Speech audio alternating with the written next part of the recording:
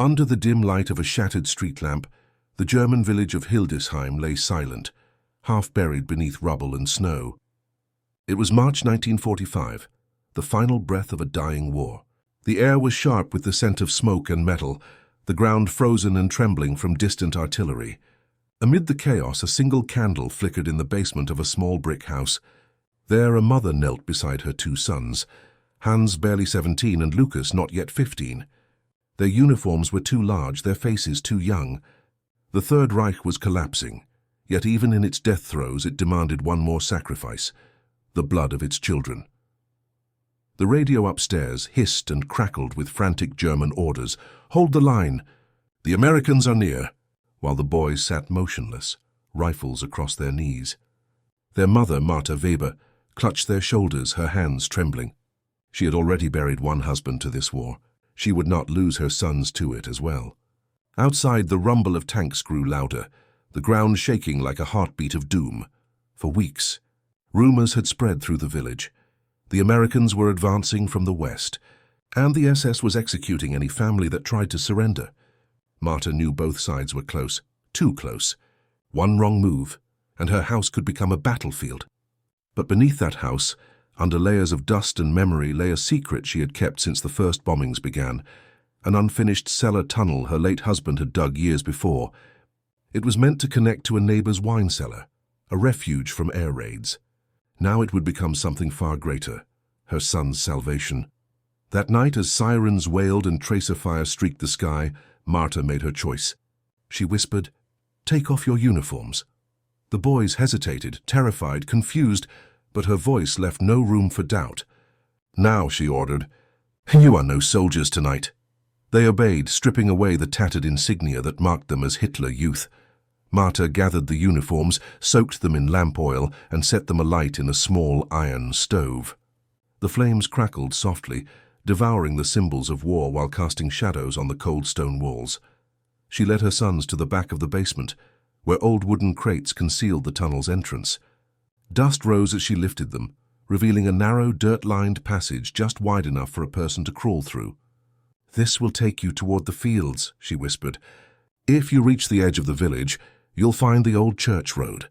Keep low, follow it west. The Americans will be there by morning." Hans gripped her arm. "Mutti, they'll shoot us. They'll think we're soldiers." She looked him squarely in the eyes. "Better to die free than as pawns," she said. "But they won't shoot. Tell them who you are. Tell them your mother sent you." For a long moment no one moved. The house groaned above them as distant explosions rolled closer. Then Lucas, the younger one, began to crawl into the darkness, clutching a small crucifix that had belonged to his father. Hans followed, glancing back once, just once, at the woman who had given him life and was now giving him a second chance at it. Marta watched until their silhouettes vanished, then replaced the crates, sealing the tunnel behind them. Hours passed. The bombardment came and went. Somewhere above, German artillery fell silent, replaced by the low growl of American tanks entering the outskirts. Marta sat alone in the basement, praying without words. She didn't dare go outside. Her mind filled with images, her sons stumbling through the frozen fields, frightened but alive. She thought of the Americans, foreign faces, unknown tongues, yet now her only hope. Meanwhile, under the soil, the boys crawled inch by inch through the narrow tunnel.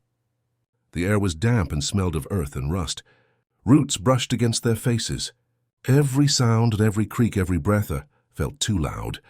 When they emerged on the other side, the night sky opened above them, streaked with orange from burning farmhouses. They could hear the rumble of tanks in the distance, mixed with faint English voices. They began to move. Barefoot and shaking, they crossed the snowy field, using the moonlight to guide them west. The village behind them was in ruins, yet ahead, faint beams of light pierced the darkness, flashlights foreign and cautious. Hans raised a torn white bedsheet he had brought from home. His heart pounded as the voices grew louder. "Hands up!" A shout came, a sharp, unfamiliar. The beam of a flashlight hit their faces. American soldiers, mud-streaked and exhausted, surrounded them with rifles raised. Hans froze, trembling, the makeshift flag shaking in his hands. Then Lucas blurted out in broken English, "No fight. No gun, we no soldier." For a moment the soldiers hesitated. Then one, older than the rest, stepped forward. lowering his weapon. "They're just kids," he muttered. The men exchanged glances, war-hardened faces softening for the first time in months. A medic knelt beside Lucas, checking his frostbitten feet. Another handed Hans a piece of chocolate from a ration pack. The boy stared at it, unsure whether to cry or laugh. At dawn, the Americans brought them to their field command post, a former farmhouse now serving as a temporary headquarters. There, the boys told their story as best they could. They spoke of their mother, of the tunnel, of the night she risked everything to send them away. The interpreter listened carefully, then turned to the American captain. "She's still there," he said quietly. By afternoon, an American patrol entered Hildesheim. The fighting had ended, the streets eerily quiet. When they reached Marta's house, they found her in the basement, sitting beside the still warm stove where the uniforms had burned. She looked up as the soldiers entered, wary, silent, prepared for anything. When one of them said, "Your son's safe," she covered her face with her hands and wept. Outside, the world was changing. The Reich had fallen. Surrender was only weeks away. But for Marta Weber, the war had already ended, not with flags or speeches, but with the soft thud of earth giving way to light. Her sons were alive, her defiance hidden beneath her own home. In the years that followed, villagers would speak of her in hushed tones, the woman who dug through fear itself to reach freedom. They said she had outwitted both armies, saving her children with nothing but faith and soil. She never called herself brave, never sought recognition. She simply said, "A mother's war is not fought with guns. It is fought with hope." And long after the soldiers had gone, long after peace returned, the tunnel remained, sealed, silent, a reminder beneath the house that even in humanity's darkest hours, one woman's courage had carved a path to the light. When the war ended weeks later, spring returned to Hildesheim with hesitant grace.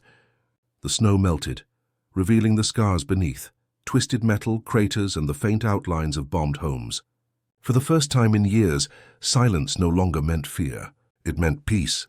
Marta Weber, gaunt but steady, stood outside her home as American convoys rolled through the village. The soldiers she once feared now waved to her, smiling through the dust. For them, the war was over. For Marta, it had merely changed shape.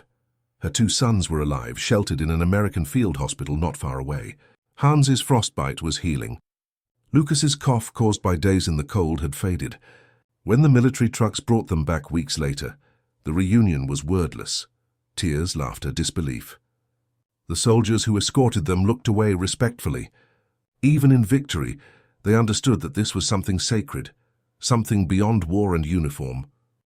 What no one knew then was how many such stories quietly unfolded across Germany in those closing months. Small acts of defiance, compassion, and courage that never reached the history books. Mothers, sisters, and grandmothers who defied the Reich's orders, hiding deserters, sheltering children, and guiding civilians towards surrender lines. Marta's Tunnel was only one of hundreds of unseen rebellions against despair. In a nation drowning in propaganda, these women became its conscience, digging, feeding, hiding, healing. They waged their own invisible war, not for flags, but for family. After the Americans secured Hildesheim, engineers from the occupation forces surveyed the damage. They requisitioned buildings for offices, established food stations, and posted guards near railway lines. Marta's house, though battered, was spared demolition. Her tunnel, when discovered by accident during a post-war inspection, drew quiet astonishment. An American engineer crouched beside it, brushing the dirt from its entrance.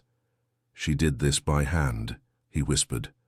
The passage was narrow, supported by scavenged beams, lined with old planks from bombed-out houses. It had been built with nothing but willpower and instinct, the same tools that had kept her family alive. In the months that followed, the tunnel became a local legend. Children in the village called it Mutterweg, Mother's Path. They whispered stories about how Marta had dug it with her bare hands in the dark, while bombs fell above, guided only by candlelight and courage. Though the truth was simpler, it had been her husband's unfinished shelter. Marta never corrected them. Let them believe it, she thought. Hope needed myths to grow. The American soldiers who had found her sons often returned to check on her. One of them, Sergeant Robert Keller began visiting regularly, helping repair her roof and bringing small gifts, coffee, canned fruit, and once a pair of used shoes for Lucas. He was from Iowa, a farmer before the war, and spoke little German, but kindness needed no translation. Marta, still wary, learned to trust the rhythm of his presence. The soft knock on the door, the quiet exchange of goods, the small, steady smile that asked nothing in return. In those visits, an unlikely friendship formed between the woman who had survived by hiding from soldiers and the man who had survived by becoming one. Keller often told her through an interpreter that she reminded him of his mother, strong, practical, unyielding. Once he said, "War makes us forget what ordinary good looks like. You remembered." Marta didn't respond. She only looked at her sons, now healthy, and nodded. Hildesheim began to rebuild. The local school reopened in a makeshift hall. The church restored its broken bell. Food arrived from American relief programs, sacks of flour stamped with foreign letters, yet carrying the taste of life itself. Villagers lined up for bread, each loaf a small victory over the hunger that had haunted them for years. For the first time, the Weber family ate without fear of air raids or ration inspectors. The silence of peace felt strange, almost unreal. At night, Marta still dreamed of the tunnel. The sound of earth crumbling, the smell of dust, the cold crawl toward safety. Sometimes she woke in panic, hearing echoes of bombs that no longer fell. Other nights, she dreamed of her husband, his hands guiding hers through darkness, whispering, "Keep digging." She often wondered if she had finished what he began, or if he had somehow helped her from beyond the grave. The Americans left Hildesheim the following year, replaced by occupation administrators. Sergeant Keller said goodbye with a handshake and a small gift, a flashlight, sturdy and new. "No more candles," he said, "for when you need to see ahead." Marta accepted it, her eyes wet, and placed it beside her husband's crucifix. Years passed. The tunnel remained sealed, though its entrance never disappeared from her memory. It became a private shrine, a symbol of both fear and triumph. When her sons grew older, they would sometimes ask, "Why did you do it? Why risk everything?" She always gave the same answer, "Because war teaches men to kill, but it teaches mothers to protect." Hans became a teacher, Lucas a carpenter.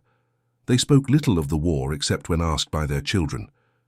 "Your grandmother saved us," they would say softly, "not with a gun, with her courage." The grandchildren, wide-eyed, would listen as if hearing a fairy tale. To them, the tunnel was not a passage through dirt, but through history, a line between death and life. In the early 1960s, when West Germany began to thrive again, Marta's story resurfaced in a local newspaper. A young journalist interviewed her for an article on civilian bravery. He asked if she considered herself a hero. She shook her head. "Heroes fight," she said. "I only dug." The journalist pressed her.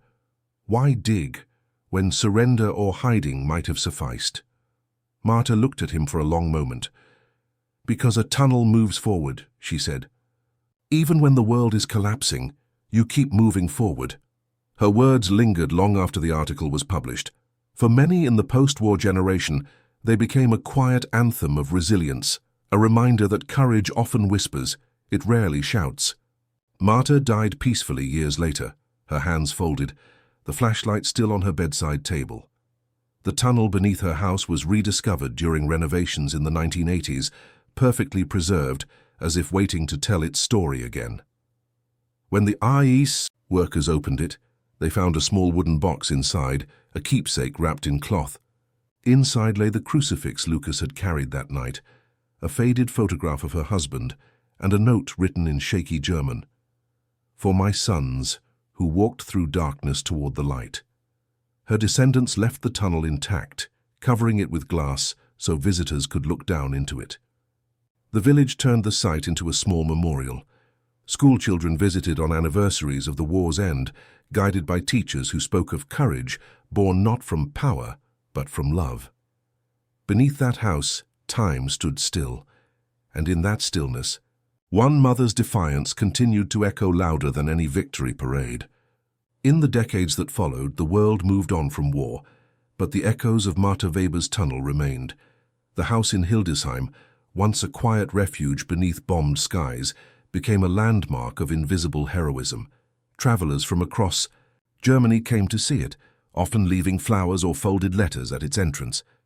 Veterans, both American and German, visited in silence, their eyes wet with memories they never spoke aloud.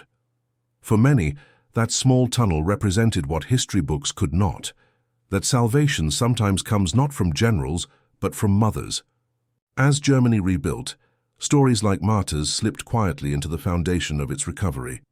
While politicians debated reconstruction and factories roared back to life, the true reconstruction happened in kitchens and living rooms, in the Eiben spaces where women like her had held families together through hunger and ruin.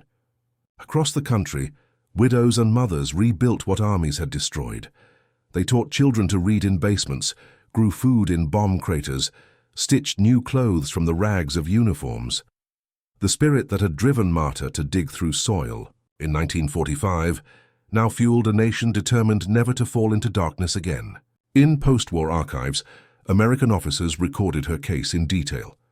The report described how a German mother concealed her sons, constructed a subterranean passage, and successfully delivered them to American troops without violence. It was a single paragraph in a sea of paperwork, but one phrase stood out: motivated solely by maternal protection.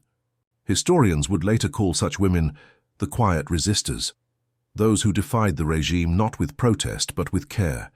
They risked execution not to oppose an ideology, but to preserve innocence within it. By the early 1950s, West Germany's landscape was changing. New schools, roads and factories replaced the ruins. But for families like the Webers, the war never fully left their hearts. Hans, the elder son, often spoke to his students about responsibility, about how every generation inherits both the courage and the mistakes of the last. Lucas, now a father himself, built furniture with his hands scarred from the crawl through that tunnel. Both brothers carried within them a quiet reverence for the woman who had refused to surrender to despair. In 1965, on the 20th anniversary of the war's end, the local government held a small ceremony honoring civilians who had saved lives during the conflict. Martha's name was read aloud among others. Her sons accepted a medal on her behalf. Modest, unadorned, a simple bronze circle engraved with a single word: Mutter. As Hans stepped up to the podium, he paused for a long moment before speaking. "Our mother fought her war beneath the ground," he said softly. "She didn't seek victory. She sought life. And she won." The audience rose in silence, the weight of that truth filling the hall more powerfully than applause. The world outside Germany was changing too.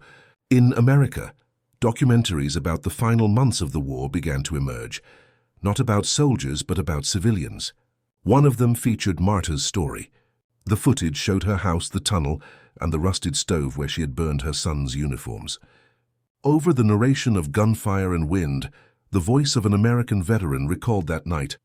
"We found 2 kids in a field, shaking and barefoot. They said their mother sent them. I didn't believe them until I met her. She didn't look afraid. She looked relieved, like someone who had already seen the end of the world and decided to save what little remained of it." The documentary aired in both countries, and for the first time, strangers began writing letters to the Weber family, letters of gratitude, admiration, confession. Some came from former soldiers who had fought on opposite sides. Others came from women who said they too had hidden sons, brothers, or neighbors in those final days. Each letter carried the same unspoken message. Martha's act was not isolated. It was part of a vast unseen network of human mercy that had survived amid hatred. As Germany's post-war generation came of age, the tunnel became more than a story. It became a moral compass. Teachers used it to explain courage. Churches used it to teach forgiveness. Even politicians invoked it when speaking of reconciliation. One chancellor, visiting Hildesheim in the 1970s, called it the passage that led from guilt to grace. Hans and Lucas aged with the country they helped rebuild.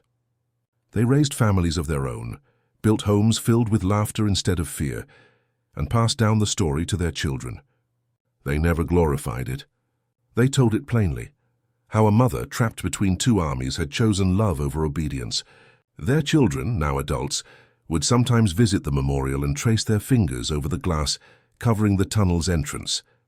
This, Hans once told his granddaughter, is where freedom begins, not on a battlefield, but in the heart of someone who refuses to give up. By the 1980s, the Cold War had divided Germany, yet Marta's story crossed that divide effortlessly. Copies of the documentary circulated even in the East, smuggled through soldiers and journalists. There, too, mothers recognized themselves in her. In every system, in every ideology, there were people who protected life quietly, unseen, beneath the noise of history. Marta's tunnel became a symbol of that quiet rebellion, a reminder that true resistance is not always loud. Sometimes it's silent, steady, and carved through dirt. When reunification came in 1990, Hans and Lucas, both elderly by then, attended the celebrations in Berlin. As fireworks illuminated the night sky, Lucas turned to his brother and said, "Do you think Mother would understand all this?" Hans smiled faintly. She would say the world is finally done digging. Years later, historians traced the surviving records of Marta's story, the letters, the tunnel, the soldiers' testimonies. They found that her act had directly influenced later humanitarian principles within the Allied occupation, particularly how surrendering civilians were treated. One colonel had even cited her during a debriefing, writing, "We met our enemy's humanity through her. Today the house still stands." The tunnel, protected by the local Heritage Council, remains open to visitors. Tourists descend into it carefully, their footsteps echoing in the narrow passage. The air is cool, smelling faintly of earth and time. On the wall, a small inscription reads, "Built in fear, walked in hope." And beneath it, another line added by her descendants, "For all who remember that courage has no uniform." Each spring, when the anniversary of Germany's surrender arrives, flowers appear at the site, red poppies, white lilies, sometimes a simple candle left by someone passing through. Locals still tell her story to children, not as a tale of war, but as one of humanity. They speak of a mother who, when the world demanded obedience, chose love instead.